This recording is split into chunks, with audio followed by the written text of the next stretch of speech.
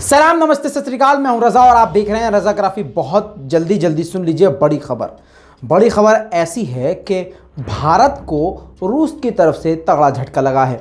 दोस्तों आपको बता दूं कि तगड़ा झटका भारत को लगा, साथ में रूस ने भारत को तगड़ा झटका देते हुए तालिबान को बड़ी राहत दे दी है। जी हां दोस्तों, शुरुआत से ही मैं आपको बताता आया हूं और समझाता आया हूं कि रूस तालिबान के साथ खड़ा है।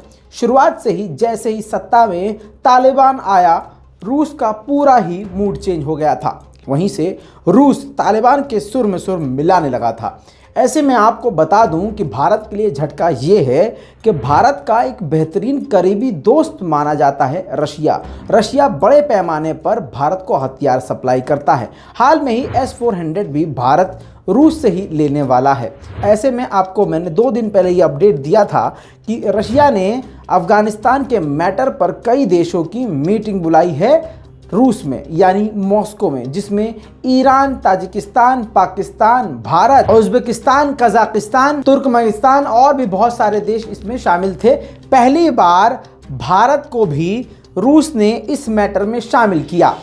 अब दोस्तों जब इस मैटर पे मीटिंग हुई तो मीटिंग में रूस के प्रेसिडेंट व्लादिमीर पुतिन ने बड़ी बात कही। हालांकि रिपोर्ट तो काफ़ी लंबी है, लेकिन हम कोशिश ये कर रहे हैं कि आसान और कम वक्त में आपको बड़ी खबर दे दी जाए। तो जो मेन पॉइंट्स है बस आप वो सुन लीजिए। व्लादिमीर पुतिन ने कहा कि जिस तरह से तालिबान के ऊपर पाबंदी लगाई गई है और आतंकी लिस्ट में रखा गया है, हम उसको उस लिस्ट से निकालने पर विचार कर रहे हैं। बस इसी लाइन से समझ सकते हैं कितनी बड़ी राहत तालिबान के लिए है। लेकिन व्लादिमीर पुतिन ने आगे ये भी कहा कि सिर्फ एक देश के ये काम करने से या हमारे सिर्फ आतंकी लिस्ट में से इनको निकालने से कुछ नहीं होने वाला। ये काम इंटरनेशनल स्तर पर होना चाहिए, संयुक्त राष्ट्र के द्वारा होना चाहिए, यानी इंटरनेशनल ऑर्गेनाइजेशन और बड़े बड़े संगठन जिस तरह से मिलकर इस पर पाबंदी लगाई थी और तालिबान को आतंकी लिस्ट में शामिल किया था, उसी तरह से उस लिस्ट से संयुक्त राष्ट्र संघ को तालिबान को आतंकी लिस्ट से निकालना चाहिए। दोस्तों ये खबर BBC पर भी आ चुकी है और इंटरनेशनल रिपोर्ट्स बन चुकी हैं और इस पर बहुत बड़ी बड़ी चर्चाएं शुरू हो चुकी हैं। व्लादिमीर पुतिन ने आगे ये भी कहा कि जाहिर सी बात है पूरा अफगानिस्तान तालिबान सरकार के हाथ में आ चुका है और तालिबान इस पर राज कर रहा है।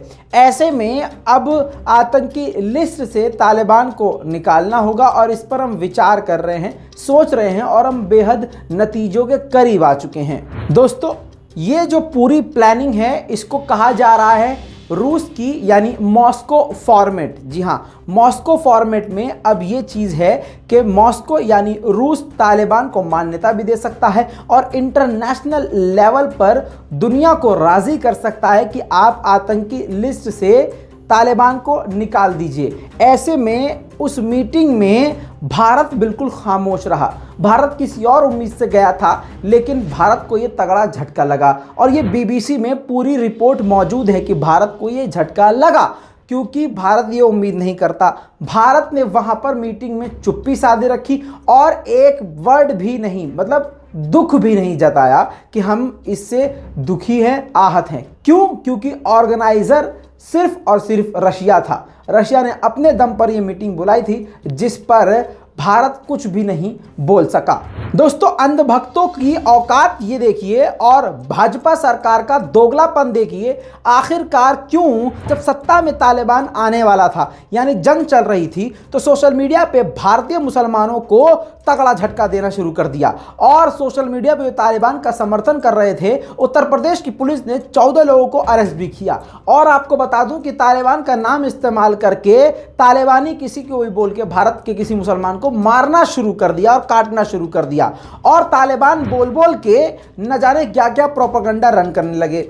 बीजेपी के नेता तालिबान बोल के पैनलों से बाहर निकल रहे थे और हक दे रहे थे चीख चीख के। लेकिन जैसे ही तालिबान सत्ता में आया तो भारत सरकार ने तालिबान को आतंकी लिखना भी बंद कर दिया और अपने डॉक्यूमेंट में से वो तालिबानी आतंकी वर्ड हटा के ऑर्गेनाइजेशन, तालिबान ऑर्गेनाइजेशन ये वर्ड यूज करने लगे, जिसके बाद सारी दुनिया को ये समझ में आ गया कि मतलब जो 56 इंच वाले हैं उनका भी सिकुड़ना शुरू हो चुका है। दोस्तों क्यों नहीं बोल रहा था भारत, क्योंकि ये देखिए अब न्यूज़ में भी आ गया है, पूरी दुनिया के अखबारों में छप चुका है। ये भारतीय अखबार है और आपको बता दूं कि जिसमें साफ साफ लिखा है कि इंडियन डेलीगेशंस, इंडियन जो मिनिस्टर्स हैं यानी भारत ने अब तालिबान के साथ मुलाकात करी है और मुलाकात करने के बाद ये फैसला किया है कि तालिबान की मदद करेंगे और खाद्य सामग्री पहुंचाएंगे।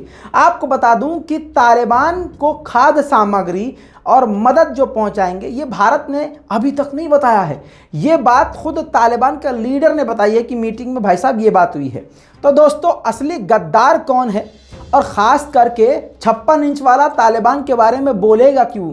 क्योंकि अब तालिबान तो साथी है इनका। बहरहाल दोस्तों आप समझ सकते हैं दोगला कौन है और कौन है असली गद्दार। इस पूरी रिपोर्ट पर आपकी क्या राय है? अपनी राय कमेंट में लिखिएगा, रिपोर्ट को शेयर कीजिए। मैं हूं रज़ा और आप देख रहे हैं रज़ाग्राफी। जय हिंद।